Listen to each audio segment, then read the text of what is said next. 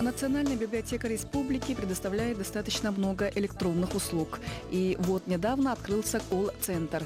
Теперь каждый желающий может позвонить и узнать об услугах библиотеки. Записаться в библиотеку, вернее, узнать информацию, как записаться в библиотеку, притом удаленно. Он может продлить книгу, например, да, или узнать, как работает абонемент.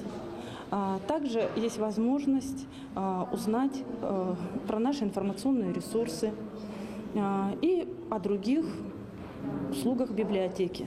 Так как проект запустился недавно, пока звонков не так много, отмечают специалисты библиотеки.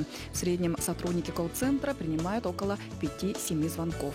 Вопросы разного характера. Читателя интересует график работы, как записаться в библиотеку, что делать, если читательский билет утерян. Интересуют вопросы по конкретным документам, как его найти и так далее.